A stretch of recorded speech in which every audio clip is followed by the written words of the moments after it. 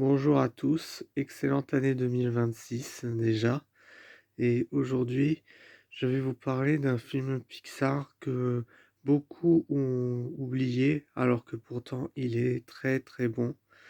C'est ce film-là, En avant, qui est donc un film sur deux créatures elfiques qui s'appellent Yann et Barley Lightfoot, qui cherchent à ressusciter leur père pendant une journée afin de pouvoir principalement renouer un lien avec lui. Hein. Surtout, le personnage de Yann n'a jamais vraiment connu son père. Il a, c'est pour lui l'occasion de le rencontrer. Et par conséquent, Barley, il va tout faire pour que Yann ait cette satisfaction.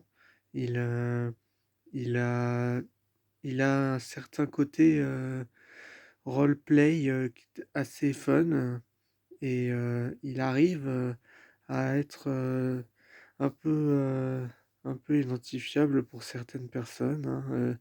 Il, il est pris pour un délinquant, pour un raté, alors que honnêtement, c'est pas si, il est pas si débile que ça. Il fait quand même de bonnes actions dans ce film. Je trouve quand même qu'on s'acharne trop sur lui. Pourtant, Barley, il a cette volonté, tu vois. Il a envie de vraiment être là pour son petit frère, pour le faire plaisir. Et c'est en partie ce qui amènera une belle morale au sein du film.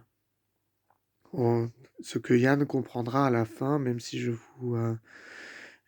vous dis pas globalement ce qui se passe, mais il y a un bon rebondissement de fin assez touchant qui fait effet et qui montre que la famille, ça peut aussi se, se suffire à certaines personnes qu'on a connues seulement au sein de notre existence.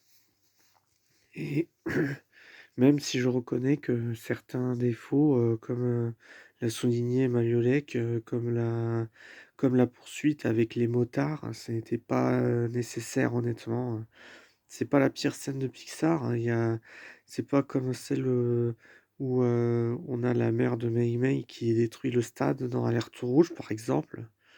Mais il y a, n'empêche, énormément de scènes qui arrivent être, heu, à être puissantes au sein du film.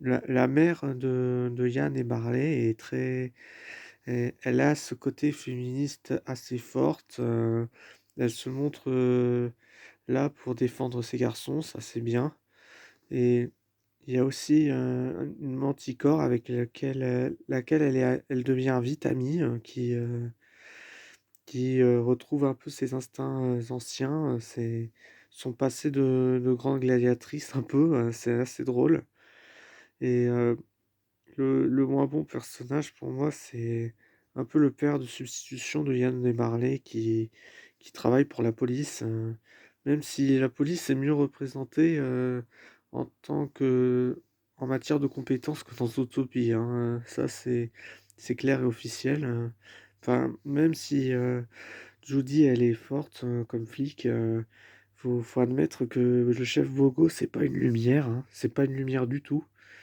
Mais autrement dit, pour en revenir en avant, c'est un film qu'il faut voir si vous n'avez pas vu. Voilà. Allez, bonne journée.